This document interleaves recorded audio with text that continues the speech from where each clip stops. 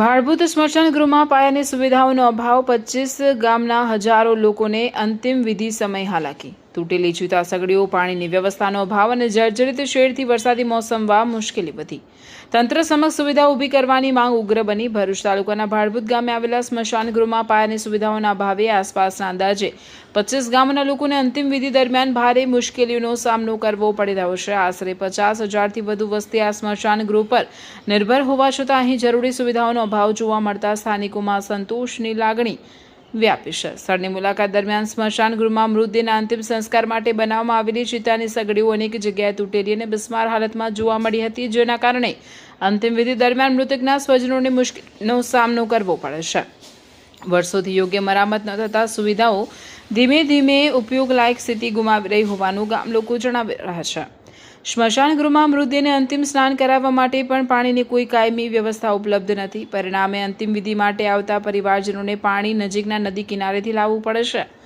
શોકગ્રસ્ત પરિવારો માટે આવી પરિસ્થિતિ વધુ મુશ્કેલીજનક બની છે. સ્મશાન ગૃહ પર બનાવવામાં આવેલું શેડ પણ જર્જરિત હાલતમાં છે.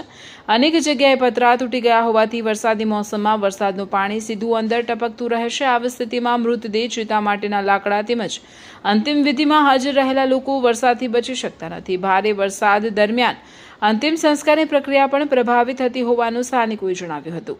સ્થાનિક લોકોના જણાવ્યા મુજબ આ સ્મશાન ગૃહનો ઉપયોગ માત્ર ભાડભૂત ગામ પૂરતો મર્યાદિત નથી, પરંતુ આસપાસના લગભગ 25 ગામોના લોકો અહીં અંતિમ સંસ્કાર માટે આવે છે. આટલા મોટા વિસ્તારની જરૂરિયાતોને ધ્યાનમાં લેતા સ્મશાન ગૃહમાં મજબૂત ચિંતામંચ, શુદ્ધ પાણીની વ્યવસ્થા, વરસાદથી રક્ષણ આપે તેવું નવું શેડ, પ્રકાશ વ્યવસ્થા અને અન્ય પાયાની સુવિધાઓ તાત્કાલિક ઊભી કરવાની જરૂરિયાત છે. સ્થાનિકોએ સંબંધિત તંત્રની સ્મશાન ગૃહની હાલતનું સ્થળ નિરીક્ષણ કરી તાત્કાલિક મરામત તથા નવી સુવિધાઓ ઉપલબ્ધ કરાવવા માંગ કરી છે. લોકોનું કહેવું છે કે અંતિમ સંસ્કાર જેવી સંવેદનશીલ પ્રક્રિયા દરમિયાન કોઈ પરિવારને અવ્યવસ્થા અને અગવડનો સામનો કરવો ન પડે તે માટે તંત્રએ આ મુદ્દાને પ્રાથમિકતા આપીને ઝડપથી કાર્યવાહી કરવી જરૂરી બની છે. સ્મશાનની એટલી બધી દયનીય હાલત છે કે જ્યાં ઊભું રહેતા પણ વિચાર કરવો પડે એવું છે. જો કદાચ ત્યાં ઊભા રહીએ અને કોઈ ઉપરથી બીમ પડે કે કોલમ પડે એવી પરિસ્થિતિ છે આ સ્મશાનની, તો જેમાં મૃત્યુ કદાચ કોઈ થઈ શકે, કોઈ હાનિ થાય તો મૃત્યુ પણ થઈ શકે એવી પરિસ્થિતિ છે આ સ્મશાનની.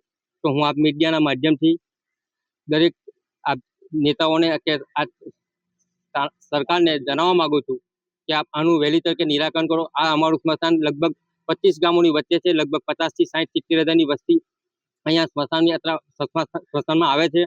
તો હું આપ મીડિયાના માધ્યમથી જણાવું છું કે આ તાત્કાલિક આનું કોઈ નિરાકરણ આવે અને આને કંઈક સમારકામ કરાવે. સુવિધા કઈ છે અહીંયા? સુવિધા કઈ નહીં, સ્મશાનમાં કોઈ સુવિધા નથી. અને સ્મશાનમાં અત્યારે આપ જોઈ શકો છો કે જે ચિતા છે એની એક સાઈડનું સ્ટેન્ડ છે, જે ચિતા જલાવવા માટેનું સ્ટેન્ડ આવે ને એ એક સાઈડનું છે, એક સાઈડે છે જ નથી. આપ જોઈ શકો છો, આપણી રૂબરૂમાં જોઈ શકો છો. તો એક સાઈડે કઈ રીતના એને આપણે ચિતામાં બેસાડવું? પાણીની પણ વ્યવસ્થા નથી. મોટર પણ છે તે હાલ બગડેલી હાલતમાં છે. નદીમાં જઈ શકાય એવું નથી. તો પાણી માટે ચિતાને કંઈક અભિષેક પાણી જે કરવું હોય તો કંઈ છે નહીં. અને ઉપરના પતરા બિલકુલ છે જ નથી.